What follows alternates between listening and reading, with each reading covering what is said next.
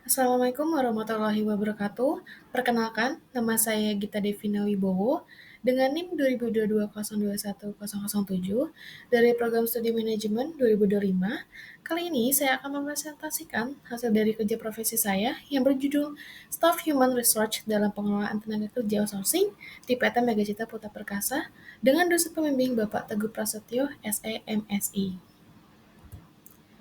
Pertama, di sini ada latar belakang. Jadi dalam dunia pendidikan tinggi, mahasiswa tidak hanya dituntut memahami teori, tetapi juga mampu mengaplikasikannya di dunia kerja melalui pengalaman langsung.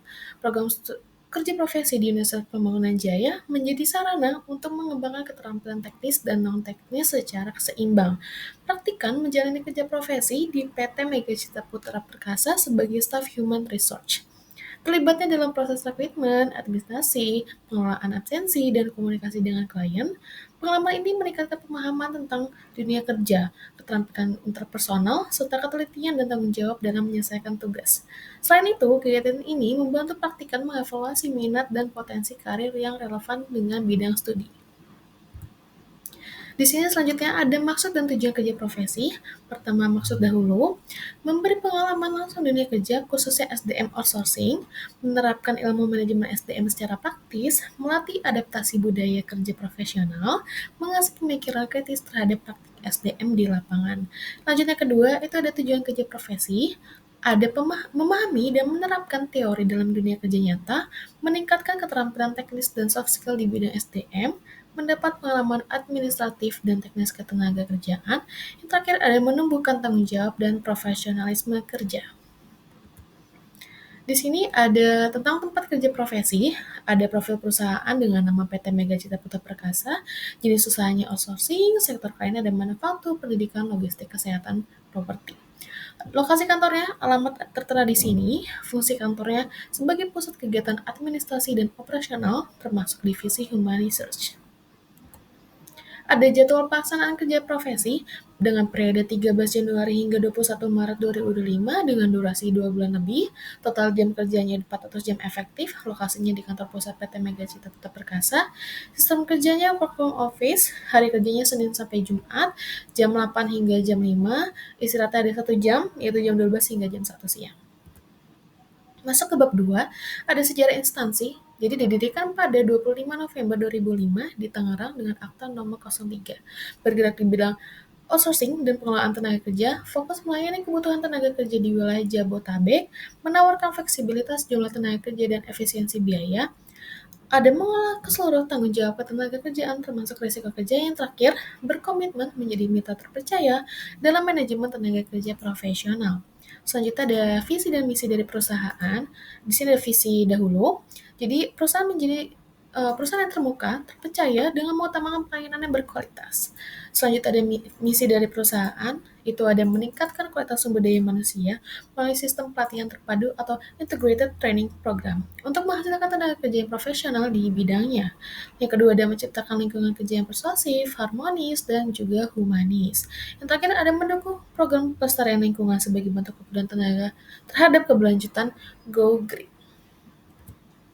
Di sini ada kegiatan umum. Yang pertama itu ada rekrutmen dan penempatan tenaga kerja, kedua ada pembuatan dan pengelolaan kontrak, ketiga ada administrasi karyawan, keempat ada pengawasan dan mentoring, kelima ada penggajian dan kesejahteraan, keenam ada layanan klien dan penanganan keluhan, ketujuh ada pengadaan pelengkapan kerja. Selanjutnya, di sini masuk ke bab 4, itu ada bidang kerja profesi. Jadi selama kerja profesi di PT Megacita Putra Perkasa pada 13 Januari hingga 21 Maret 2025, praktikan menjadi peran sebagai staf HR dan dengan sistem kerja penuh waktu, itu WFO.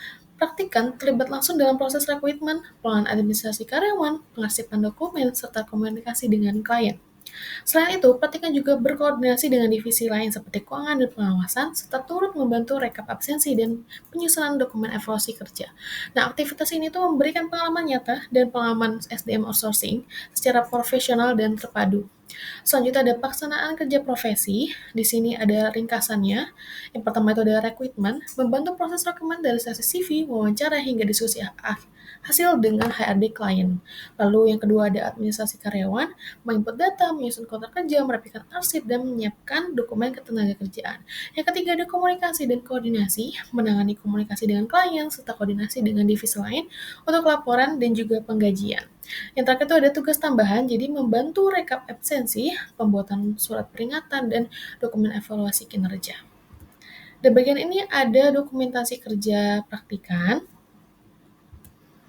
Langsung saja masuk ke kendala yang dihadapi. Yang pertama itu ada pengiriman slip gaji yang masih manual. Jadi proses cetak dan kirim via WhatsApp memakan waktu dan rawan kesalahan. Lalu kedua ada media lowongan kurang optimal. Jadi penyebaran lowongan kerja itu masih konvensional. Nah, jangkauan pelamar itu juga jadi terbatas seperti itu. Ada komunikasi dengan karyawan lapangan terbatas. Jadi hanya melalui pesan atau telepon sering terlambat dan menimbulkan miskomunikasi. Lalu ada cara mengatasinya nih. Yang pertama itu ada penyederhanaan slip gaji. Jadi mengelompokkan permintaan dan penyusunan slip gaji dengan rapi serta menyusun sistem otomatis. Yang kedua ada optimasi media digital memanfaatkan platform gratis seperti Facebook, LinkedIn, dan juga Instagram dan juga aplikasi lainnya, dan jaringan internal untuk sebar lowongan. Yang ketiga ada komunikasi efektif, menyampaikan informasi secara jelas, terstruktur, dan melibatkan HRD untuk klarifikasi. Ada pembelajaran yang diperoleh, jadi pertama ada dengan tanggung jawab dan ketelitian, menyelesaikan tugas dengan cermat, terutama dalam pengelolaan data karyawan, slip gaji, kontrak kerja. Kedua ada disiplin dan etika kerja, meningkatkan kedisiplinan dan etika profesional gitu. Lalu ada komunikasi dan kolaborasi, mengasah kemampuan berkomunikasi dan bekerjasama dengan karyawan lapangan serta lintas divisi, pemecahan masalah dan adaptasi, belajar berpikir kritis dan adaptif dalam menghadapi kendala seperti sistem manual dan hambatan komunikasi. Ada yang terakhir itu ada percaya diri dan inisiatif. Jadi meningkatkan keaktifan dan keberanian dalam mewawancara, koordinasi, dan menyampaikan sebuah ide seperti itu. Di sini masuk ke bab 4 itu kesimpulan.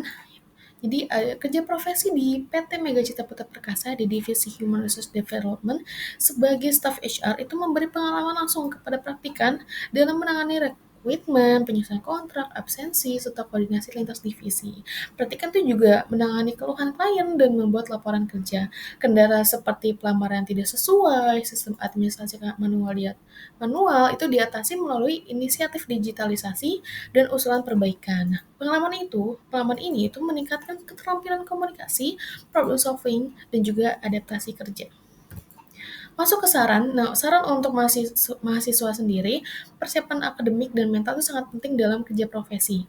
Mahasiswa itu perlu untuk menguasai teori, pengembangan soft skill, serta bersikap proaktif dan terbuka untuk belajar guna mendukung keberhasilan selama magang. Nah, untuk perusahaan sendiri, jadi disarankan untuk mengadopsi sistem digital seperti Human Resource Information System dengan memperluas platform recruitment dan menyelenggarakan pelatihan internal bagi staf HR guna meningkatkan efisiensi dan kesiapan menghadapi tantangan. Nah, untuk program studi manajemen Universitas Pembangunan Jaya sendiri, itu diharapkan program kerja profesi itu lebih relevan dengan kebutuhan industri, memperluas kerjasama dengan mitra, serta meningkatkan sosialisasi dan pembekalan agar mahasiswa lebih siap dan percaya diri. Baik, sekian dari saya, kurang lebihnya mohon maaf. Terima kasih.